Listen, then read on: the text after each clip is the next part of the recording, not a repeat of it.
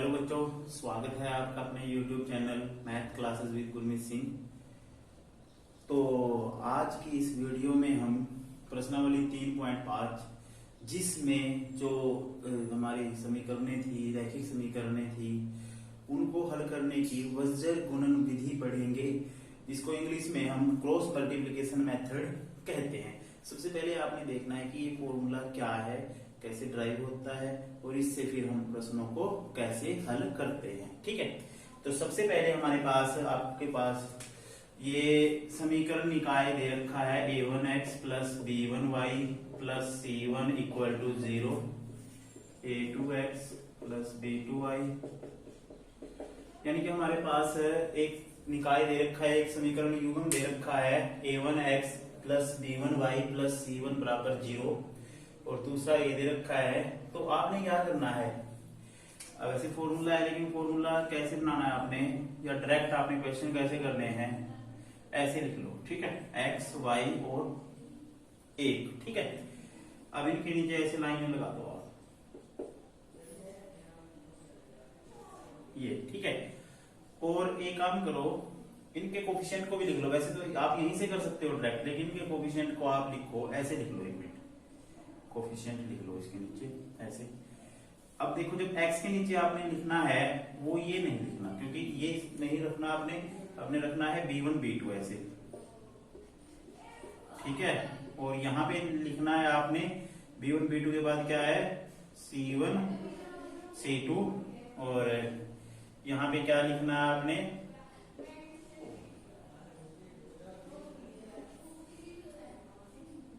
और यहाँ पे b1 b2 c1 c2, और यहाँ पे आ जाएगा a1 a2, और यहाँ पे आ जाएगा फिर b1 b2। ये ध्यान रखना, ऐसे लिखना है। ठीक है, यानी कि x y और 1 लिखो।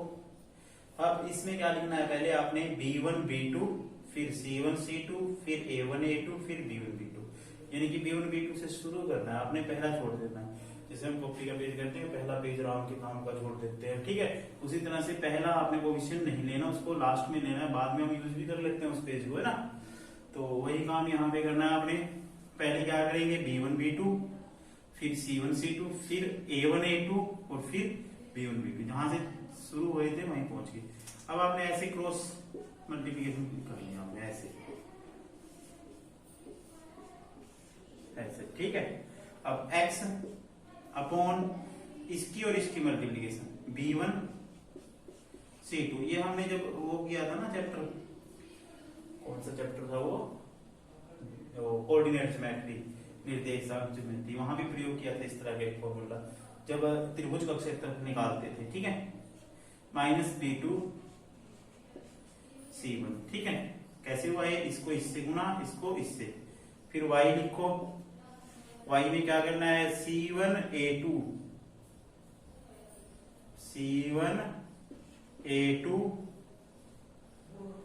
और माइनस c2 a1। देखो c1 a2 minus c2 a1, और 1 में क्या करेंगे a1 b2 minus b1 a2। तो जब आप इनको हल करोगे, एक बार इसको कांस्टेंट टर्म के बराबर रखेंगे, अचर संख्या है, एक बार y वाले टर्म को हम क्या करेंगे, इसके बराबर रखेंगे, यानी कि x बटे b1 c2 minus b2 c1 बराबर 1 बटे a1 b2 minus b1 a2। ठीक है, इसी प्रकार एक बार y को c1 a2 minus c2 a1 बराबर 1 बटे a1 b2 minus b1 a2। तो यहां से x का मान क्या आएगा, ये ऊपर चला जाएगा 1 के साथ गुना होके, ये जो है 1 के साथ गुना होगा तो यही वैल्यू आएगी b1 c2 minus b2 c1 upon a1 b2 minus b1 a2। इसी प्रकार y बराबर c1 a2 minus c2 a1 upon a1 b2 minus b1 a2। ठीक है, तो ये आपका क्या है, x और y का मान जो है वज्र गुणन विधि से आपने इस फॉर्मूले से निकालना है। ठीक है, तो आपने ध्यान रखना है जो हमारी अचर संख्या थी, जो C1 C2 अगर इस तरफ है, बराबर के इस तरफ है, तो उसको इस तरफ ले आना है, फिर उसके बाद ही आपने ये फॉर्मूला अप्लाई करना है, ध्यान रहे ये बात, ठीक है। अब इसका हम इस फॉर्मूले से क्वेश्चन करेंगे, कि क्वेश्चन कैसे निकालना है आपने वो ध्यान से देखना है, ठीक है। तब तक मैं वीडियो पॉज कर देता हूं। ये क्वेश्चन है हमारे पास, जो प्रश्नावली का पहला प्रश्न है, उसमें आपने चेक करना है कि जो समीकरण निकाय दे रखे हैं कि उनका एक अद्वितीय हल है या अनेक हल है या कोई हल नहीं है। अगर एक अद्वितीय हल है तो उस हल को वज्र गुणन विधि द्वारा आपने ज्ञात भी करना है, ठीक है। तो हलों की प्रकृति, हल कैसे है, ठीक है, एक हल है या अनेक हल है या कोई हल नहीं है, वो हम क्या करते हैं, समीकरण निकाय के जो चर हैं उनके गुणांकों की तुलना करके, उनके अनुपात जो है उनकी तुलना करके हम देखते हैं, ठीक है। तो सबसे पहले आपने देखना है A1 क्या है, यहाँ पे 1, और B1 क्या है -3, और C1 भी -3 है, A2 क्या है 3 है, B2 क्या है -9 है, और C2 क्या है -2 है। तो सबसे पहले हमने क्या करना है, A1 बटे A2 निकालना है, वो क्या आएगा 1/3। फिर हमने B1 बटे B2 निकालना है, वो आएगा -3 बटे -9, 1/3। फिर हमने C1 बटे C2 निकालना है, वो आएगा -3 बटे -2। अब उसमें हम क्या करते थे, जो हमने दूसरी प्रश्नावली की थी, उसमें हमने क्या करना होता था, जो गुणांक है उनके अनुपात की तुलना करनी होती थी। तो यहाँ पे क्या है, A1 बटे A2 बराबर है B1 बटे B2 के। देखो ये भी 1/3 है, ये भी 1/3 है, लेकिन वो बराबर नहीं है, बराबर नहीं है C1 बटे C2 के। यानी कि A1 बटे A2 पहले दो अनुपात बराबर है, लेकिन तीसरा अनुपात बराबर नहीं है। तो क्या होगा, इस समीकरण निकाय का कोई हल नहीं होगा, क्योंकि इस केस में जो रेखाएं हैं वो समानांतर रेखाएं हैं, समानांतर रेखाएं कहीं नहीं मिलती, इसलिए कोई हल नहीं होगा, ठीक है। तो अगर इसका हल होता तब तो हम इसको करते आगे, अब इसका कोई हल ही नहीं है, इसको आपने आगे नहीं करना है, ठीक है। इसी प्रकार इसका जो सेकंड पार्ट है वो देखो कैसे होगा। सेकंड पार्ट,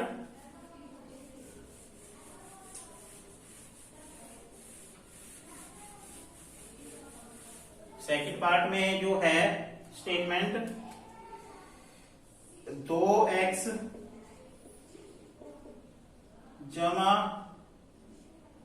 y बराबर 5 और 3x जमा 2y बराबर 8। तो इस क्वेश्चन को भी आपने उसी तरह से पहले चेक करना है। ये इस तरफ ले आओ, जो 5 है इस तरफ आगे माइनस का हो जाएगा 0 से, और इस तरफ आगे 8, मतलब जो प्लस का 5 था बराबर के इस तरफ आगे माइनस का हो गया है, और जो प्लस का 8 था वो बराबर से इस तरफ आगे लेफ्ट हैंड साइड में माइनस का 8 हो गया है, ठीक है। ये समीकरण 1 है, ये समीकरण 2 है। A1 क्या है, इसमें 2 है, A2 क्या है 3, B1 क्या है 1 है, B2 क्या है 2, C1 क्या है -5 और C2 क्या है -8, ठीक है। तो अनुपात जो हमारे गुणांक है उनके अनुपातों की तुलना करेंगे। A1 बटे A2 निकालेंगे 2/3, और B1 बटे B2 निकालेंगे 1/2। देखो यहाँ पे पहले दो अनुपात ही बराबर नहीं आए हैं, A1 बटे A2 कुछ और आया है, B1 बटे B2 की वैल्यू कुछ और आई है, ठीक है। तो ये क्या है, समीकरण निकाय का एक अद्वितीय हल होगा। अगर एक अद्वितीय हल है तो हमने क्या करना है, वज्र गुणन विधि से उसे ज्ञात भी करना है। तो क्या करना है, सबसे पहले वही तरीका है, पहले B1 B2 C1 C2 A1 A2 ऐसे B1 B2 से शुरू करना है हमने, यानी कि 1 2, B1 का मान 1 है, B2 का 2 है, फिर आगे -5 -8, फिर आगे 2 3, और लास्ट में फिर 1 2। जैसे मैंने अभी फॉर्मूला बताया था वो कैसे बना, पहले लिखते हैं 1 2, फिर -5 -8, फिर 2 3, फिर 1 2, ठीक है। 1 2 से शुरू किया था, 1 2 पे ही खत्म करना है, ठीक है। तो यहाँ पे x यहाँ पे y और यहाँ पे 1, ठीक है। इनके नीचे ऐसे लाइन लगा लो। तो पहले क्या है देखो, इस ऐसे क्रॉस ऐसे, ठीक है। तो 1 को -8 से गुणा करेंगे -8, ठीक है, माइनस 2 को -5 से गुणा करेंगे -10। इसी तरह से y में क्या करेंगे, -5 को 3 से गुणा करेंगे -15, -8 को 2 से करेंगे -16, बराबर का साइन इसके बीच में डाल दो। 1 में क्या करेंगे, 2 गुणा 2 4, -3 गुणा 1 3, ठीक है। तो x ये -8 है, माइनस माइनस प्लस के 10, और y माइनस के 15, और ये माइनस माइनस प्लस के 16, और 1/4 -3 1, ठीक है। तो ये हमारे पास बचेगा x बटे 10 में से 8 गए 2, y 16 में से 15 गए 1, और ये 1/1, ठीक है। अब आपने क्या करना है, पहले को तीसरे के बराबर रखना है, फिर दूसरे को तीसरे के बराबर रखना है। यानी कि जो हमारे चर हैं, चर वाली जो एक्सप्रेशन है हमारी, उनको क्या करना है, जो अचर है उसके बराबर रख देना है। तो ये आपके पास आ जाएगा x/2 बराबर 1/1, और y/1 बराबर 1/1। तो x का मान आ जाएगा 2 और y का मान आ जाएगा 1, जब आर पार गुणा करोगे, ठीक है। तो हमने क्या किया, इसको वज्र गुणन विधि से इस प्रश्न को हल किया है। तो अभी हमने जो एक तो हमने प्रतिस्थापन विधि की थी, एक हमने विलोपन विधि की थी, और एक हमने ग्राफीय विधि भी की थी, ठीक है। अगर आप इस क्वेश्चन को तीनों विधियों से करोगे तब भी आपका आंसर यही आएगा, ठीक है। तो आपने ये देखना है कि आपको विधि कौन सी अच्छी लगती है। अगर पेपर में कुछ लिखा नहीं आता कि आपने किस विधि से क्वेश्चन करना है, तो आपकी इच्छा है, जिस मर्जी विधि से आप कर सकते हो, बस आपने ये देखना है कि आपको विधि कौन सी अच्छी आती है, ठीक है। उसी विधि से आपने क्वेश्चन को करना है। अब हम इसका सेकंड क्वेश्चन करेंगे।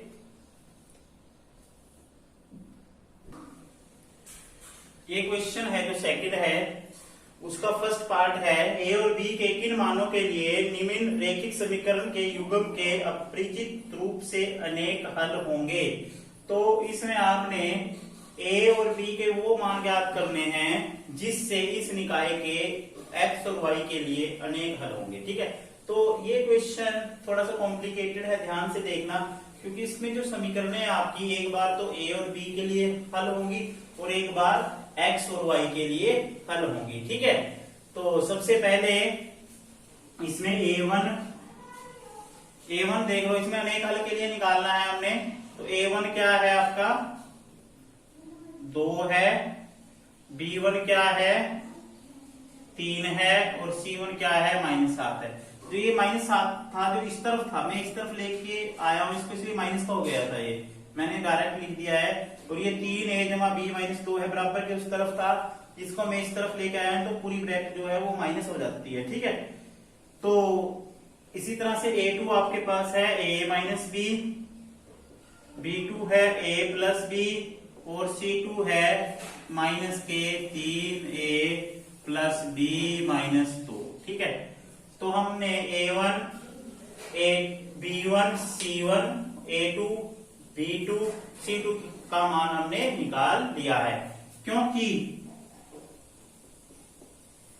समीकरण निकाय के अनेक हल हैं,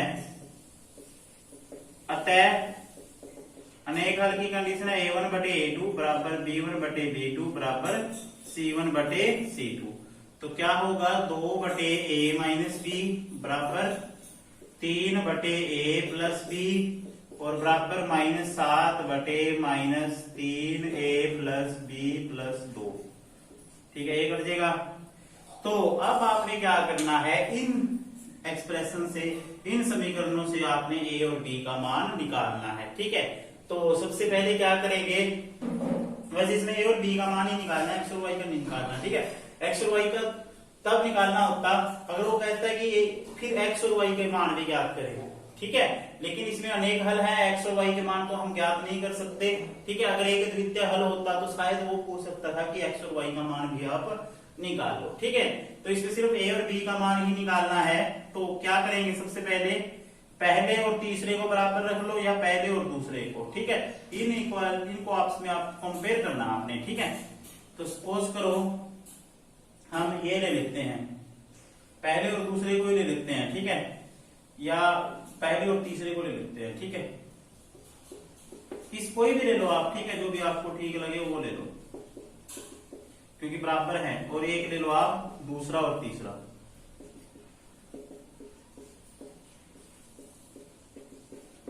ठीक है। अब आर पार गुना करेंगे, क्रॉस मल्टीप्लीकेशन, ये इस तरफ गुना होगा, 2 ब्रैकेट में 3a जमा b, ये माइनस का है भाई 2, ये प्लस का 2 लिख दिया ना गलती से, ये माइनस का है, ठीक है। क्योंकि एक प्लस माइनस की गलती ही पूरे क्वेश्चन को गलत कर देती है, इसलिए ध्यान रखना जो साइन प्लस का है प्लस का लिखना है, माइनस का है तो माइनस का लिखना है।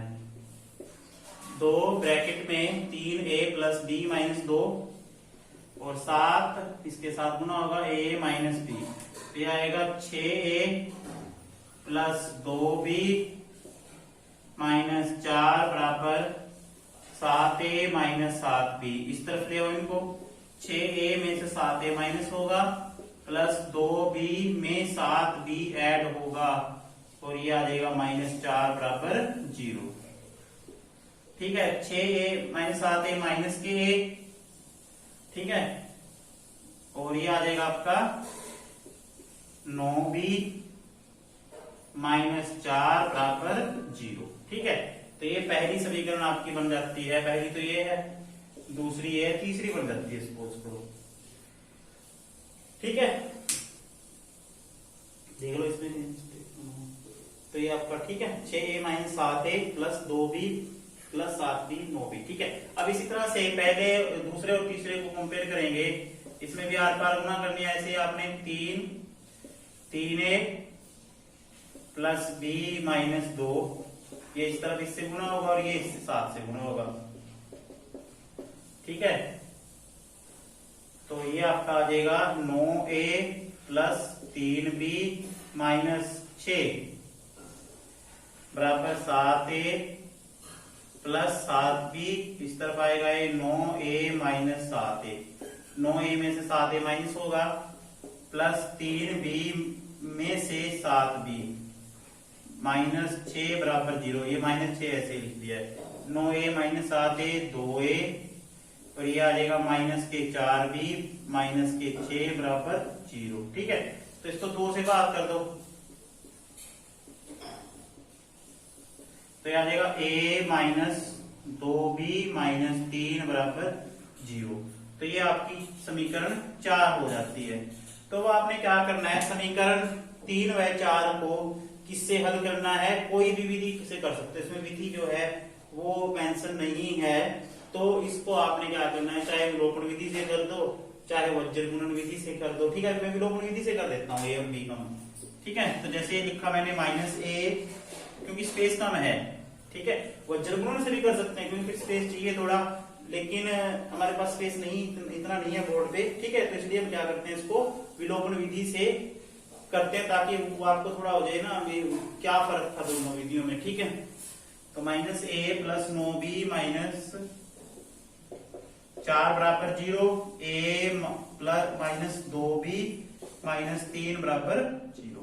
तो साइन अलग अलग है तो जोड़ने पे करेंगे इनको, ये प्लस माइनस कर देगा, ठीक है। तो ये आपका हो जाएगा 9 में से 2 गए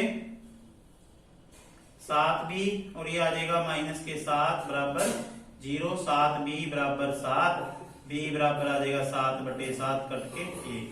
तो b का मान क्या आ गया जी, 1 आ गया है ना।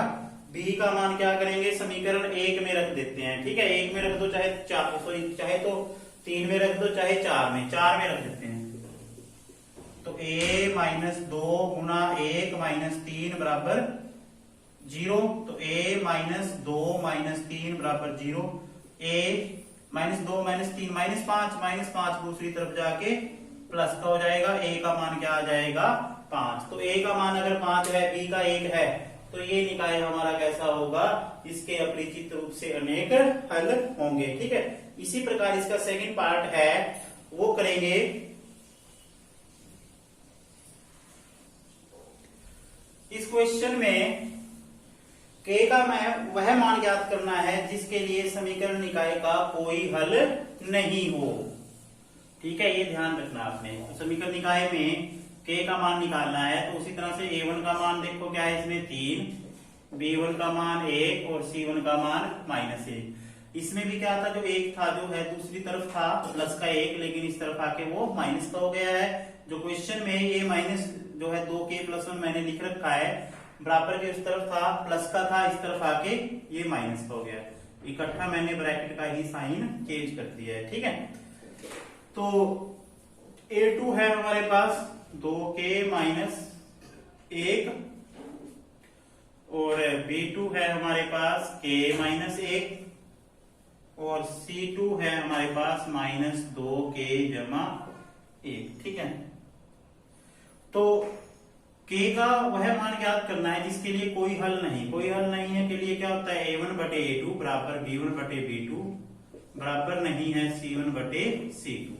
तो ये प्रॉपर्टी हम इसमें लगाएंगे, तो क्या होगा 3/2k-1 बराबर b1/b2। b1 क्या है 1 और बराबर नहीं है -1/-2k+1। ठीक है, तो बढ़तेगा। तो इसमें क्या करना है आपने, पहले दो, क्योंकि बराबर का साइन पहले दो में है, k का मान निकालना है हमने भी। k का मान किसके बराबर होगा, तो बराबर का साइन तो यहाँ है, यहाँ तो बराबर का निशान काटा हुआ है ना, तो बराबर रही है, नॉट इक्वल टू का साइन है। ठीक है, तो इन दो को बराबर रखेंगे, आर पार गुना करेंगे इसकी, तो क्या होगा 3k-1 बराबर 1 गुना 2k-1, तो आ जाएगा 3k-3 बराबर 2k-1। तो इस तरफ आएगा ये 3k-2k बराबर -1 प्लस 3, माइनस का 3 प्लस का 3 हो जाएगा, तो k बराबर क्या आएगा 2। तो k का मान अगर हम 2 रखते हैं तो इस समीकरण निकाय का कोई हल नहीं होगा। ठीक है, तो आपने इस तरह से k का मान निकालना है। जो इसका थर्ड क्वेश्चन है उसमें एक क्वेश्चन दिया हुआ है, वो क्वेश्चन आपने खुद करना है। उसकी स्टेटमेंट है 8x जमा 5y बराबर 9 और 3x जमा 2y बराबर 4। तो ये एक तो आपने प्रतिस्थापन विधि से हल करना है और एक वज्र गुणन विधि से हल करना है। फिर आपने क्या करना है, बताना है कि आपको कौन सी विधि अच्छी लगी है। ठीक है, तो वो आपने देखना है कि आपको कौन सा मेथड अच्छा लगता है, वो लिख देना है इस क्वेश्चन के लास्ट में। यानी कि ये क्वेश्चन आपने दो ढंग से करना है, एक करना है प्रतिस्थापन विधि और एक करनी है वज्र गुणन विधि, फिर उन दोनों में तुलना करनी है। तो आज हमने इसके बीजगणितीय जो समस्याएं थी, हमारी प्रॉब्लम्स थी, वो हल की है। तो अगली वीडियो में हम जो व्यवहारिक प्रश्न है, व्यवहारिक समस्याएं हैं, उनको हल करेंगे। तो आपने ये प्रश्नावली कर लेनी है। धन्यवाद।